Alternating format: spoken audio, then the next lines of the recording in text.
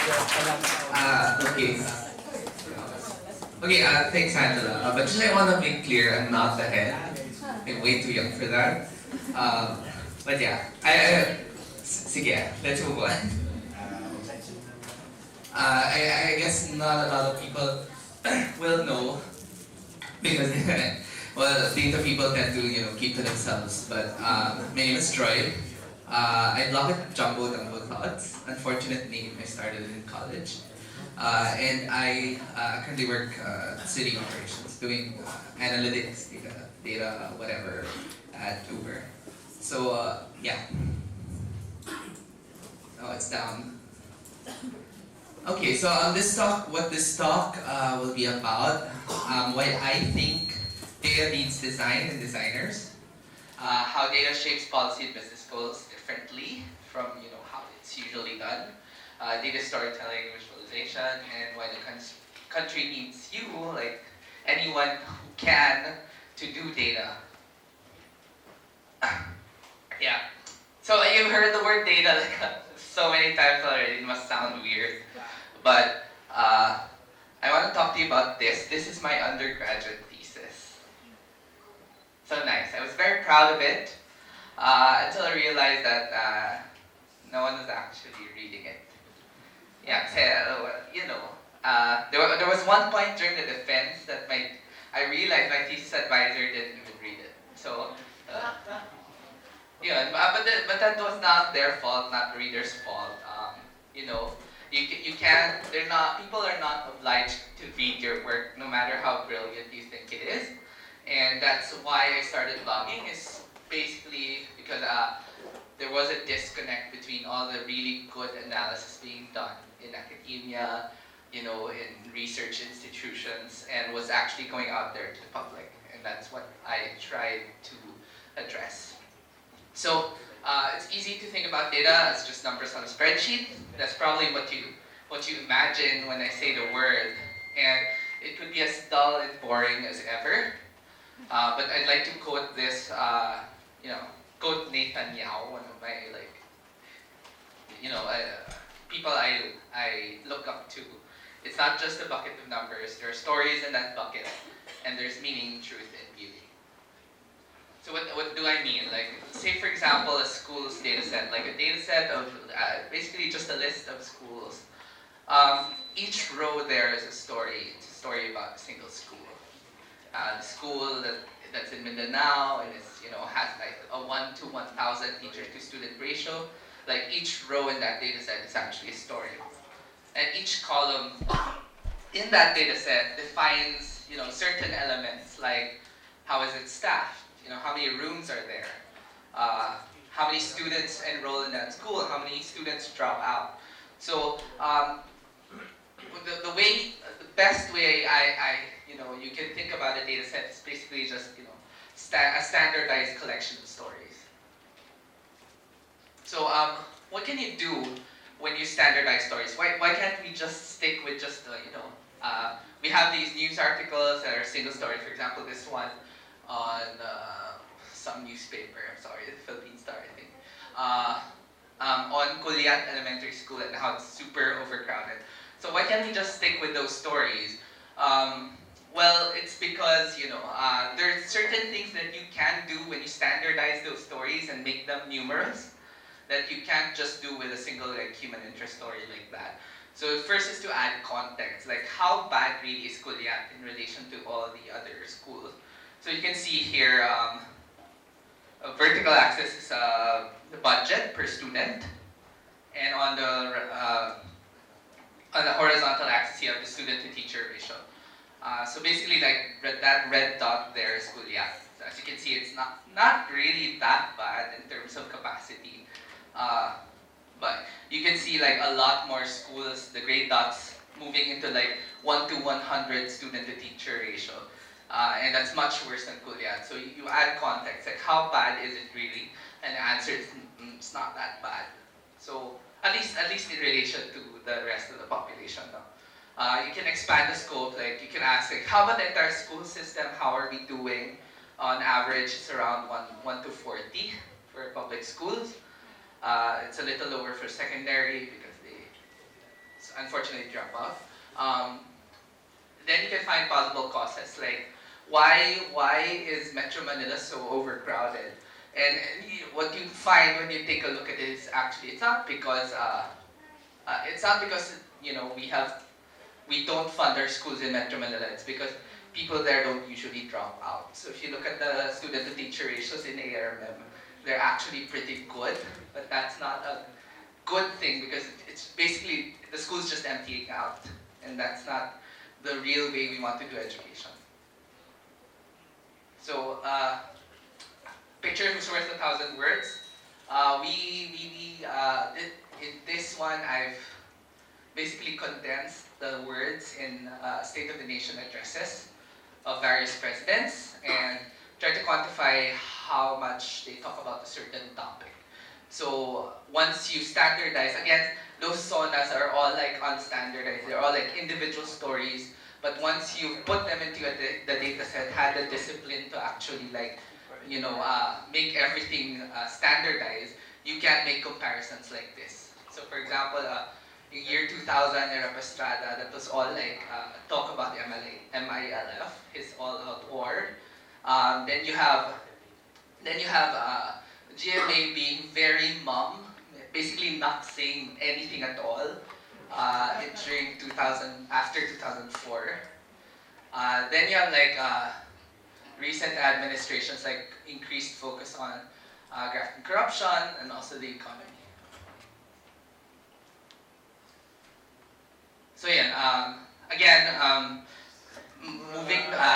repeating that point about stories being needed to be numerous. So a tweet can say a lot about how a business is run. So basically, you have this individual tweet, really fly file stocks and customer service and professionalism. So that says a lot about how a business is run. But if you take all the tweets, then you can make a more interesting story out of that and see the bigger picture instead of just one individual story.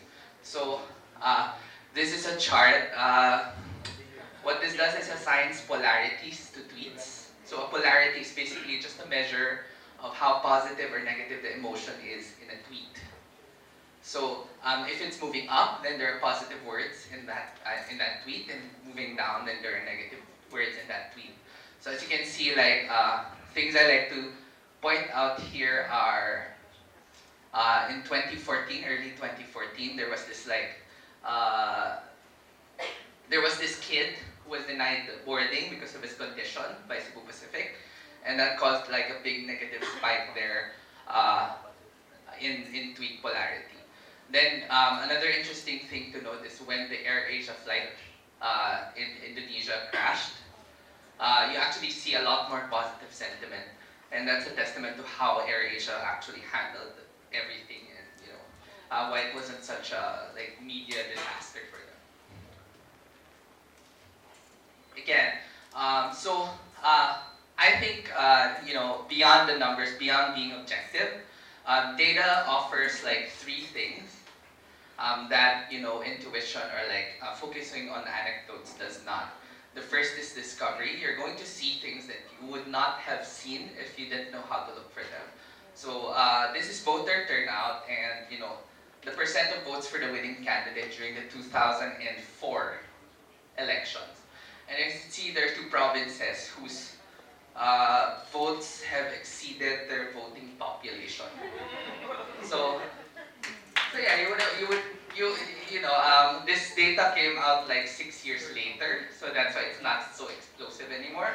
But if you had that information beforehand, we would have seen that, and you do know that ARMM was an anomalous region during that period. Okay. Next is inclusiveness. When you focus on anecdotes, it's tempting to be stuck in that if you don't look at the big picture again. So while we worry about capacity issues in the capital, actually schools are emptying out in ARMM, and that's a much worse problem than having a 1 to 50 student to teacher ratio, because at least they're still receiving some form of education. So in the ARMM, you see these hotspots there. That's like 20% survival. So among 5 children that enter grade 1, only 1 will enter grade 6. So, trust, again. So you've probably seen this ad in the newspaper. It's like, it's campaigning for tax reform, basically reducing income taxes in the country. But it's not so believable because it tries to make the point too simple for you. And it doesn't show you all the information. So what about other levels of income? What about adjusting for cost of living? And this chart on the right, it's what I believe is an improvement. Uh, yeah, I believe that's an improvement. I adjusted for cost of living and computed all the effective tax rates across different incomes. And as you can see, that red line there, say for above 2.5 billion annual income, we're actually really highly taxed. So at least it's a little more, it gives the reader more like leeway to think about whatever they're looking at instead of just this. So speaking with data, so basically, I struggle with this because I think, this is hard. But since this is an information architecture seminar or like event, I'll try my best to like structure it well. Basically, there are 5 steps to data storytelling, which we're basically going from raw data to like a story or a point you'd like to make. The first is to define the leading role. Basically, what is the role? What is your protagonist in each story? Yung kanina, it was schools, diba? So it could be other things. It could be countries, it could be cities, it could be anything. So second is to define the elements of your story. So what about your protagonist do you want to know about? Do you want to know? So basically, what about that school do you want to know? So define the columns. And next, collect the data. So that's the third step because there's a point here to be made that you shouldn't let your data define your analysis. You should always start from what you want to know. So number 4 is to tell the story. And there are multiple ways to do that. And then the last is to visualize, basically to communicate. Okay. So basically, I've categorized types of ways you can analyze data into 3 things. The first is exploratory, the second is descriptive, and the third is inferential or predictive. So for exploratory, all you do is just display all the information available without cutting, without cropping, without removing any other information, and it leads to higher trust because you're not making any you're not introducing any personal bias, so your viewers trust it. But then you have lesser control over how your viewers will see it. They might see things that you would not have seen. So the medium is usually like interactive visualizations where they can touch and click anything, or like dashboards. Descriptive is information that is processed in some way to show a specific subset of data. So this would probably be if you've worked in any I don't know, like telecom or bank, you probably have these reports, and this is probably it's descriptive. So what is this bank's capital ratio, or what is the average revenue per user? So it's processed in some way that makes it more useful. But then again, since you've already processed it, there's less trust. So charts, graphs, plots, dashboards, reports. Inferential predictive is the last one. So you have a lot of control over what your audience will see. But then again, you have the burden of proof to prove that your model actually works, because now you're making conclusions about a greater truth that is beyond your data set. So statistical models, predictions usually go into journal articles. So why is there the need to visualize? So I mentioned my thesis before. The 2 charts in the front page were the only charts you would ever see there. The rest were tables. Why visualize? Visualization builds trust because you see the logical process unfold.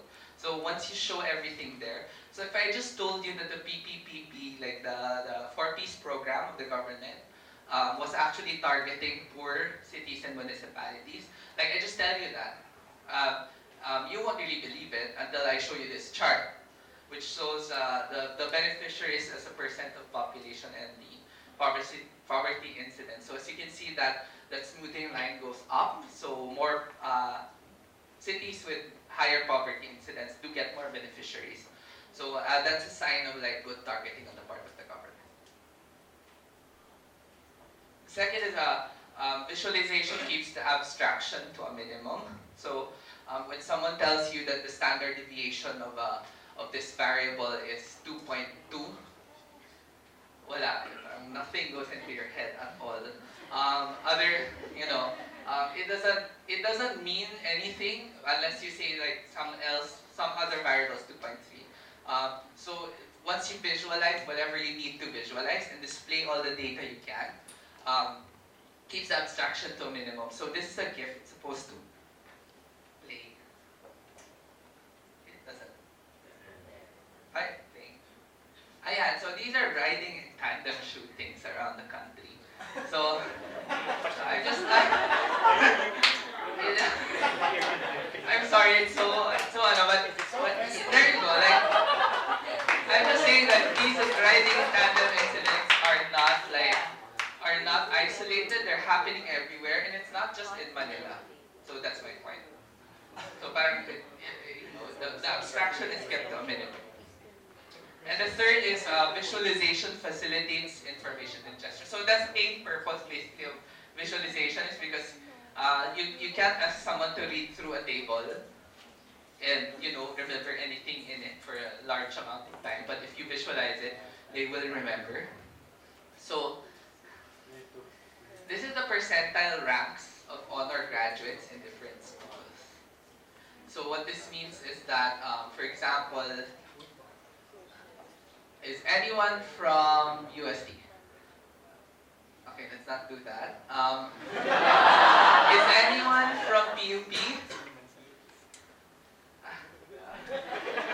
Okay, for example, this school at the first one, no bias at all. This school at the first one, you actually need to be in the top 7% of graduate to graduate cum laude, the top 2% to graduate magna, and the top 1.3% to graduate summa. So that's basically how this is, and because you've laid it out and standardized it, you can kind of like compare. Okay, there are contentions to be made here, but you compare the percentile ranks. Okay, I'm from the US. I'm just saying. Okay. So how do you go about visualizing things? Now that we've talked on and on about like how important this is, there's a general framework, and I encourage you to read the book called The Grammar of Graphics. And it's not math at all. It's basically design, and it's really helpful in like constructing visualizations from scratch.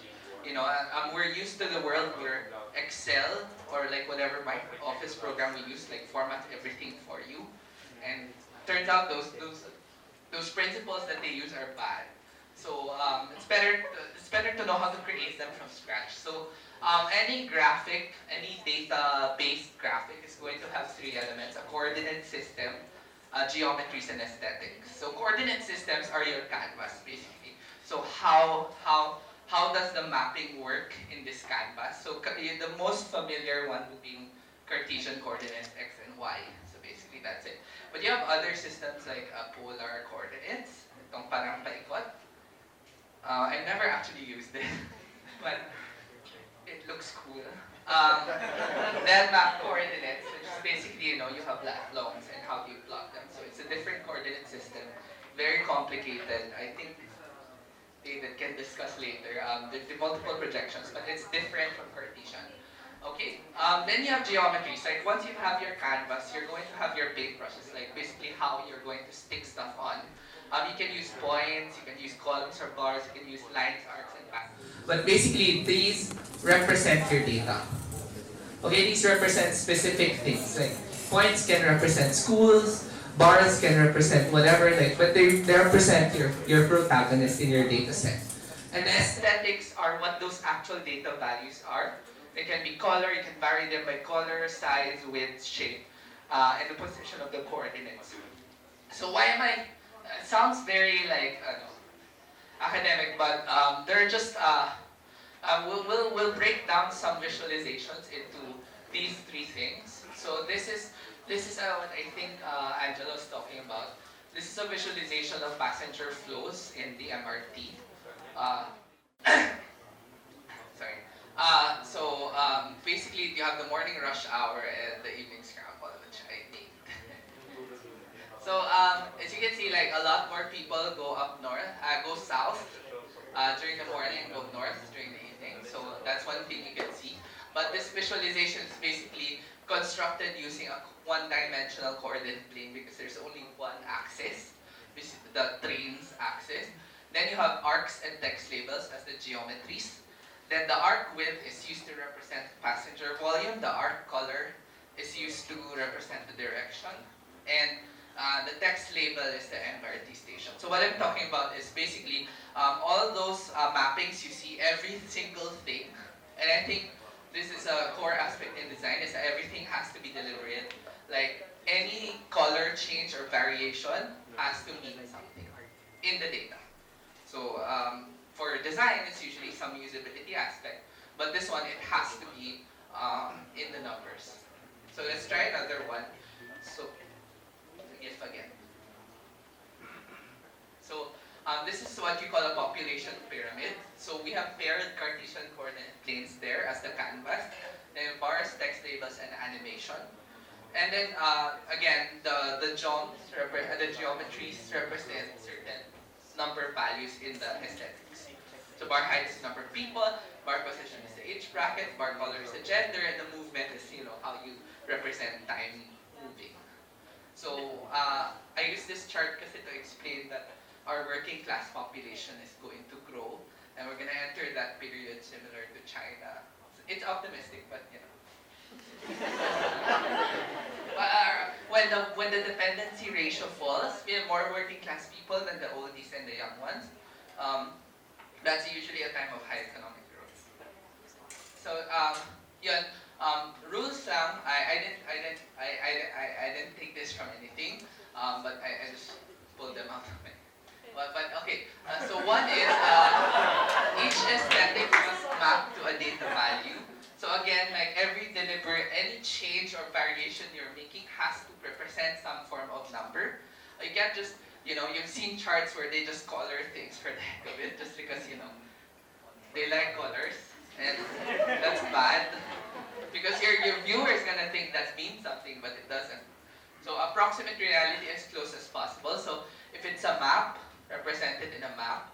But at the same time, if it's not mappable, don't map it. I don't know how you do that, but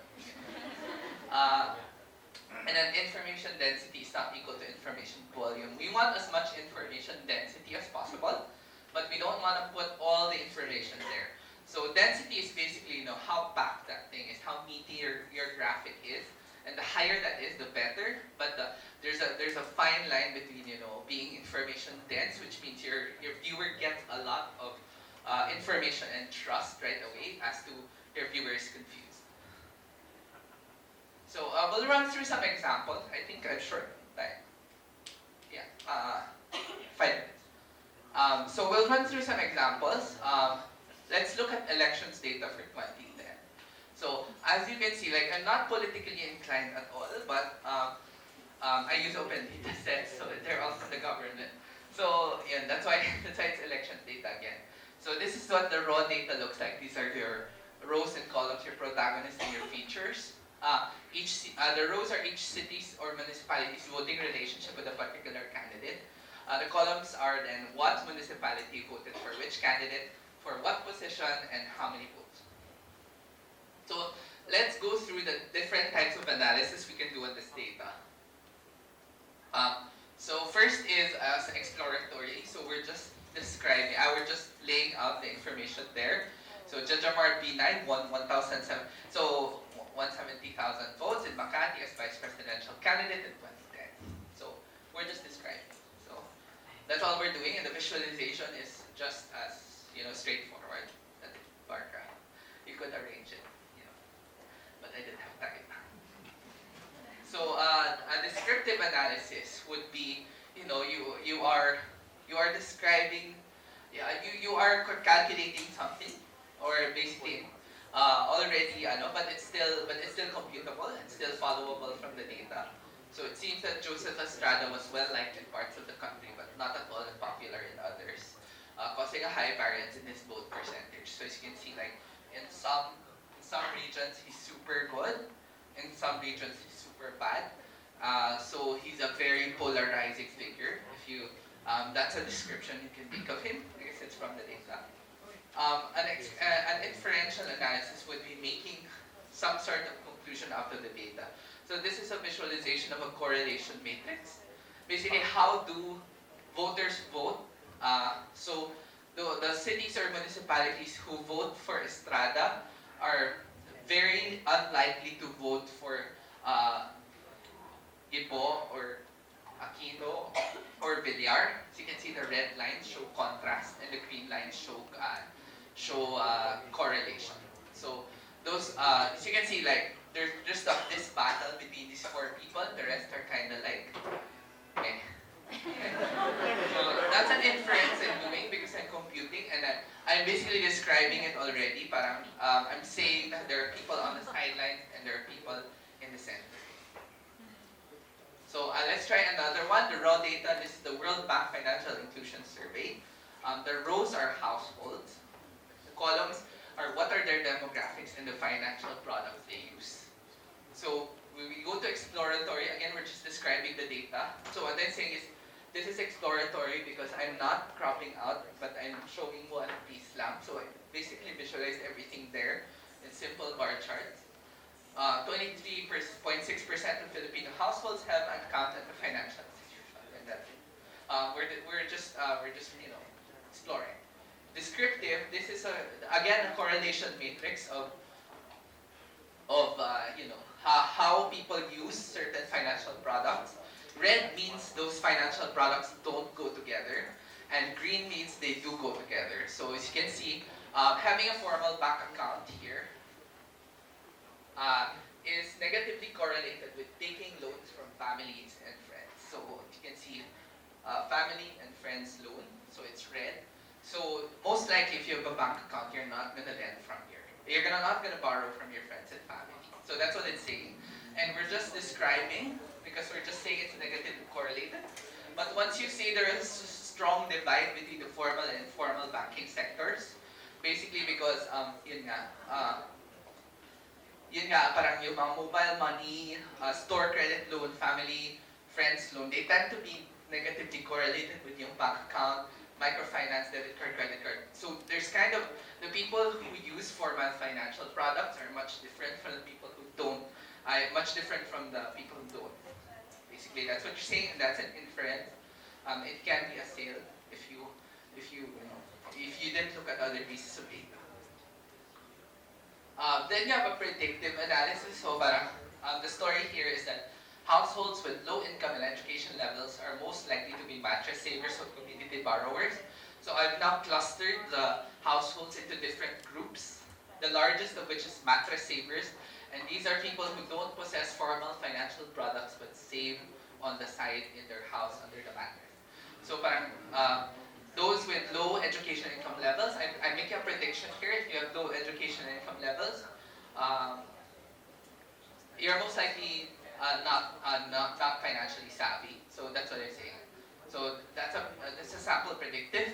There are models you can make, but this is just mapping it to a certain level, a certain variable. It's a very simple prediction, but still a prediction. So why am I talking about this, and why do I do it for free? Because Filipinos have a problem with scale. So this is a store. It's actually our store in Bicol, and that's my dad on his bike. It's a small store. Basically, the way it works is my dad's in front doing all the sales and marketing. My mom's in the back, like managing all the back end. But she insists on having a window that looks out onto the storefront so she can see whatever it is. Like eventually the store grew and we needed to move her upstairs, but she refused to move upstairs because moms are like that. But most importantly because she wanted to keep the window. It was her monitoring tool basically. So what I'm saying is most organizations, when they're small, they do very well because they can see everything. Like everyone can see what they're doing. Like if you're a 2-person startup or like 1-person startup, you know when the other guy is like taking a bath or like having a pool or whatever. Right? They do very well because there's no need for coordination. But once you reach a certain like size or critical mass, dysfunction starts to set in. And what I'm saying is that once that you reach that size, you're going to need data to serve as your window rather than physically having a window. So to monitor all aspects of your business. So what I'm saying is that what I was saying about Philippines having problems with scale is that we tend to do well when we're small, and when we get large, it just stops. This is each circle is an ASEAN bank. So as you can see, like our largest three banks, BDO, BPI, Metro Bank, are like they pale in comparison to the size of Malaysian, Indonesian, and Thailand banking sectors, and that's basically because they've refused to cooperate on many things, and if they don't have the common data and information to trust each other. So those little kingdoms cause bureaucracy, unnecessary process, regionalism, patronage politics, resistance to change, and ultimately corruption. Because if you don't have, if you have little kingdoms and that people control, then that's the ultimate dysfunction in your organization, and that's what's happening in the Philippines. So data provides the window. As you can see, this is something I worked on for a brief time with the DOF. So it's a customs data, like whatever, like dashboard where you can see all the ports and their connections. So stuff like this, once you communicate it to others, for example, like the commission on audit, they would not understand a tabular form or a customs import form, but if you show them that this port is not collecting enough taxes for the amount of value they're importing, then you can the coordination sets in. So yeah, because this is still information architecture and I feel very out of my element. As applied to data is key to informing decision making. So designing the display of data is a distinct skill from data analysis. So the analysis people can do what they want, but usually what I find is that the analysis people don't have the mindset to communicate it to others, and that's a very important and distinct skill that we need right now. We have a lot of data coming out, like everyone's like open data, the government's like super open data, but I struggle to find a blog that a friend basically that does the same things. Like so that's why I do this talk.